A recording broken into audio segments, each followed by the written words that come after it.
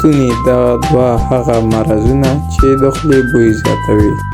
چینل سبسکرایب او د نورو ویډیوګانو لپاره موږ درته تعقیب کړئ. لومړنی د ستوني د ټانسل تیږې چې د ستوني په ټانسلونو کې شحمي تیږې جوړیږي چې هغه د خولې د بد بوی سبب ګرځېږي. چیرې دغه تیږې پاکې نشي نو خوله بد بوی کوي. د خولې د ټانسل تیږې زیاتره وخت په کم عمر کې یا په 18 کلونو کې پیدا کېږي.